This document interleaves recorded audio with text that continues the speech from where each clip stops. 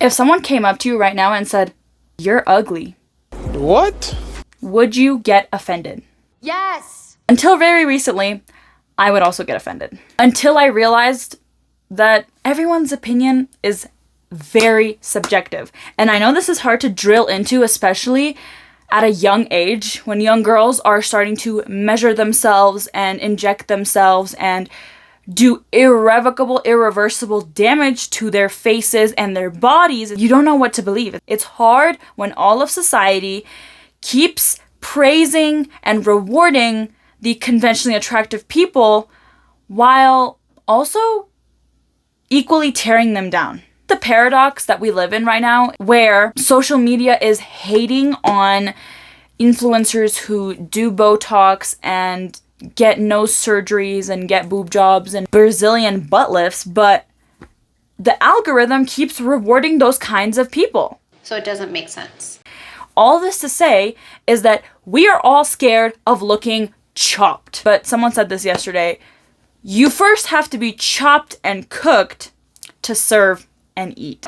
Write that down, write that down! My argument, okay, I'm literally writing an essay, Alexander Hamilton style, sit down. We should not be scared of looking ugly. We should not be scared to have an awkward face, especially as teenage girls or teenage boys if you're watching this.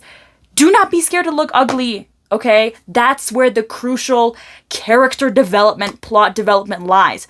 If you go straight into looking from like 5-year-old to a 25-year-old in the span of 2 years, my guy, my girl, okay, ladies, girly pops, you're missing the point of finding yourself throughout that awkward phase, finding yourself throughout this process of where you just don't fully, first of all, don't look like a fully fledged adult. So you're obviously not going to look like your fully fledged self. You're still developing. But second of all, your mind is also still developing. Your cognitive abilities are developing. And your emotional intelligence, hopefully, is developing. We, as humans, are afraid to look human. These Instagram filters are getting out of hand. These Botox fillers, injections, nose surgeries, any kind of irreversible procedure is getting so normalized. And I know we say this all the time, but to the point where we hate looking like human beings. My first piece of evidence is that the rise of filters is crazy, because how are they getting, first of all, so good, so undetectable, to the point where we don't even recognize ourselves when we go past a mirror that doesn't have a filter. Through a photo that someone else took of us, we're like, oh, who is that? To be human is to be flawed. To be human is to make mistakes. The pores are normal. Texture is normal. Discoloration is normal.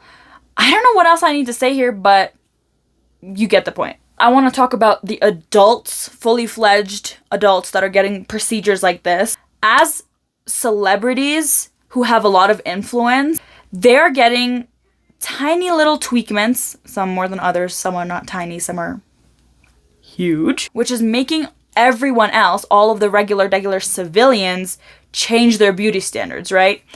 But these beauty standards change in a day. In a blink of an eye, I swear to you, you get a permanent treatment. The next day, that treatment is not hot anymore.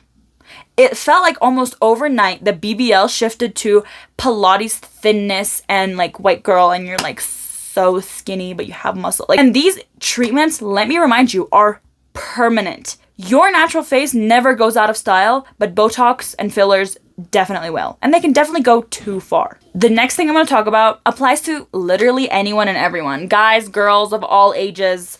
But we are taking the internet way too seriously. We are taking social media way too seriously. I kid you not. We were at a field trip and we were outside, and no shade to the girl. Like, she does this because she wants to look presentable and be like nice. But this girl took 30 minutes to take photos, edit them, and add a song to them to post it on her story. Think about it. When you flick through your Instagram and other people's stories, how fast you click, and then, oh, you go back and you see like one nice photo, and then you like that one, and then you like keep clicking to just get it over with. Nobody cares. Yes, you do want to look at your story and your post and like admire yourself. Like, I do also post for myself. However, it's not that deep. We are making this a curated album of perfection that does not reflect our real life. And sure, like, real life does not get a lot of traction on the internet, but at the own expense of your confidence, I don't think it's that worth it. I personally believe it's so dumb. Like, if you're gonna spend more than 10 minutes on a story, like, just don't post it. I swear, it's only for wanting to look presentable. You're only doing this because you want to be perceived a certain way, because you're subconsciously not confident in the way you present yourself or in the way you see yourself. The dermatologists that are seeing clients in this day and age the clientele keeps getting younger and younger, and Botox and fillers are targeting younger and younger audiences. Be so for real right now. The anti-aging stuff, the drunk elephant stuff, the whole skincare line created for children, for kids under the age of puberty.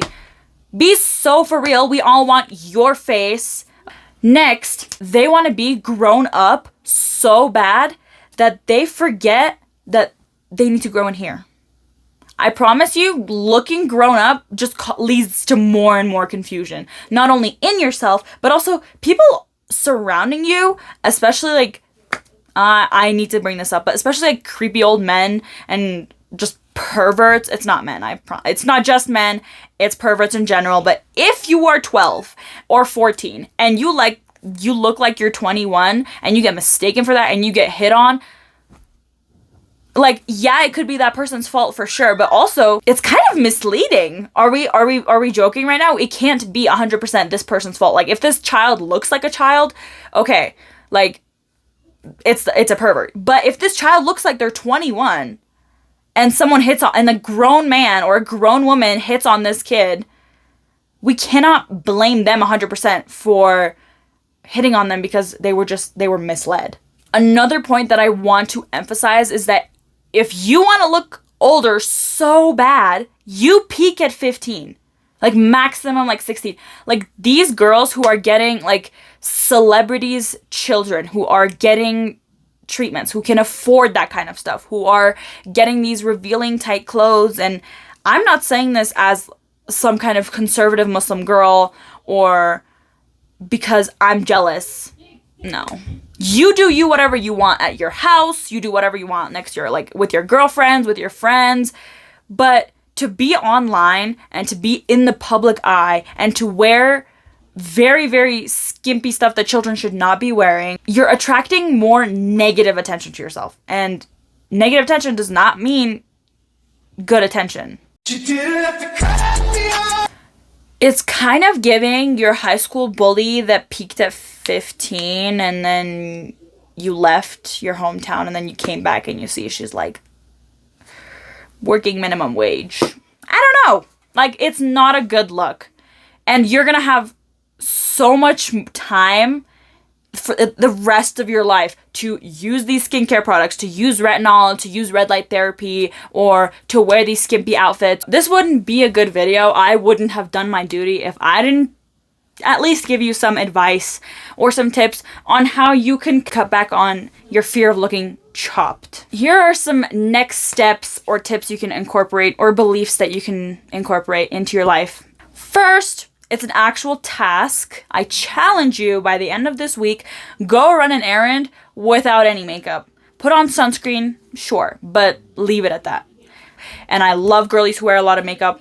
My heart goes out to you. You look so beautiful. Kind of helps refrain from believing that your beauty comes from your makeup, or believing that your beauty is added on. It's an extension, like you yourself aren't beautiful, but you are beautiful with makeup. It refrains you from thinking that way. Next step is to take selfies of yourself in all kinds of different angles. They don't have to be hideous angles. There's no pressure to post them whatsoever. You just get used to the idea of taking photos of yourself in any kind of lighting, in any kind of uneditorial background or filter. Just take selfies for the fun of it. Selfies are supposed to be fun.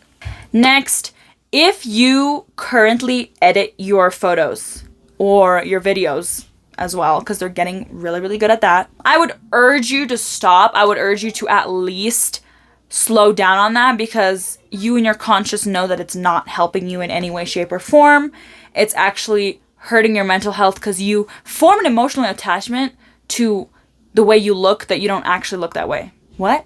What? You form an emotional attachment to a person on a screen that's two-dimensional, might I add, that is not even you. You don't even look like that. The next one is super important for your mental health, but also for your visual health and for your visual cleansing, is curate your feed of any social media to be super diverse. Curate your feed to have an African beauty, a Slavic beauty, a Caribbean beauty, an American beauty, a European, a Central Asian, a Chinese beauty. Further your horizons on what it means to be beautiful. Beauty comes in so many shapes and sizes and forms and colors. So if you're limiting yourself to that very, very narrow beauty standard, you are robbing yourself of the experience of witnessing all the different kinds of beauty there are out there in the world.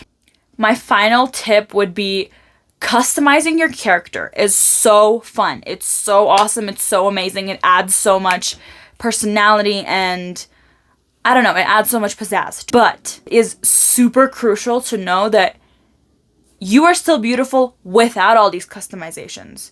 You were created especially the way that you are. You are not like a Roblox character that is generic. You're not. Everybody's different, and everybody comes with their customization that they cannot get rid of. And instead of hating yourself for it, refrain into thinking that, oh, this is my feature. This is my signature feature. This is what people know me for, and this is what people admire me for, and this is how I'm detectable in a crowd of very, very similar faces. And that's it for today's video. I hope you guys liked it. If you did, hit the like button. If you want to see more of me, please subscribe. I would love that. I'm trying to be more frequent about posting, so the more you see me, hopefully the more you like me. Anyway, love you guys. You're so beautiful. Stay hot. Bye.